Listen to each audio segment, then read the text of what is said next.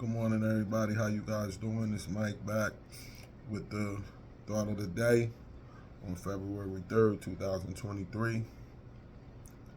First, I want to give honor and praise to the Elohim of Israel for waking me up today and giving me the strength and the wisdom to be able to bring you this message.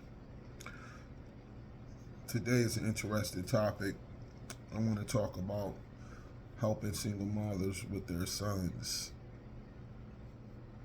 Being a mentor and helping single mothers with their sons.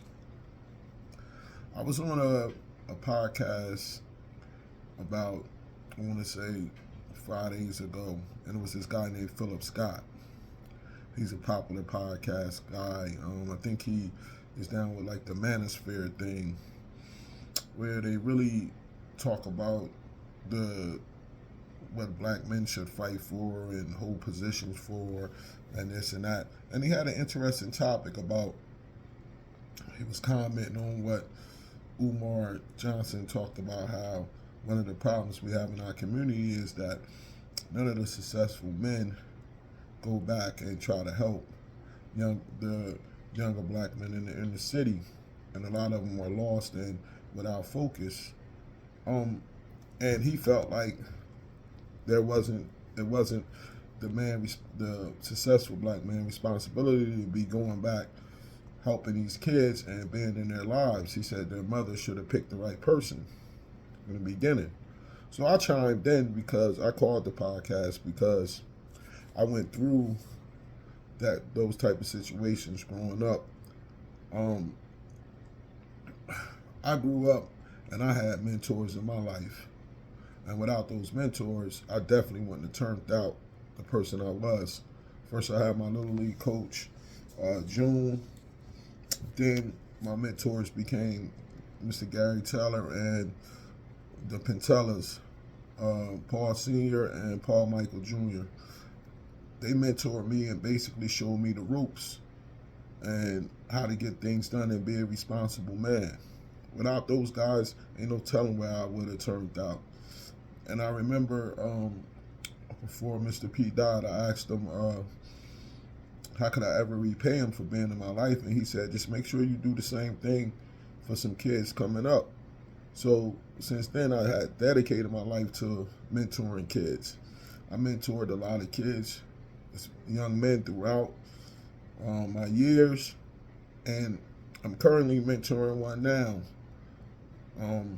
And it's a great thing to do. And I couldn't understand why this guy felt that way. And when I was commenting, when I was talking to him on the podcast, a couple of the people in the comment section, he said, was calling me a simp and this and that. And I tried to explain to him, man, I'm almost 50 years old. I don't care about what nobody commenting. I work for the Most High, and the Most High said that we're supposed to care for the fatherless. So throughout my life, I tried to make it my business to really be there for kids in all walks of life and really be in their life. So I want to make a pledge to all the successful dudes out there that have the means and the time to really find a young boy to take some interest in being their life, man. You don't know how much it'll change their lives. And be a real mentor. Have a private relationship with them. Like, man, my young boy now been rocking for a few years now. And you don't see pictures of us on social media. It's not nothing that the broadcast about. It's a real relationship. So when you get with these kids, these young men, have a real relationship with them and really show them that there's another side to this thing. And teach them about the Most High and talk God into their lives, man, because we need successful black men. So I agree with Umar Johnson where we do need to reach back and grab some of these young guys and pull them up, because it's a lot of selfishness and things going on within our world. You know what I'm saying?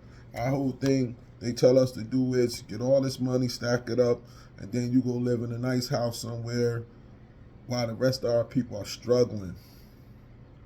Israel, we got to start looking out for each other and pulling each other up by the bootstraps, helping each other out.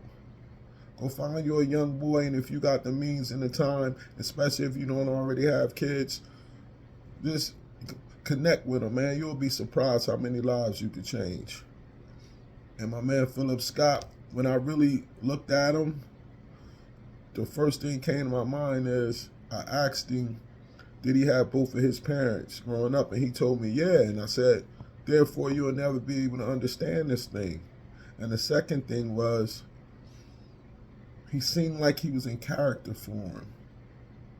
And that's very deep with these people that do these podcasts and different things. Now, most of these people talk a message that they don't appear to be in real life. You know what I'm saying? And that's a whole nother thought of the day. Are these people real that's on these podcasts and shows that's giving out all these advice? Are they like that in their real life? Do they practice the same principles? This brother Mike, and thanks for being here with me today. Shalom, enjoy your day.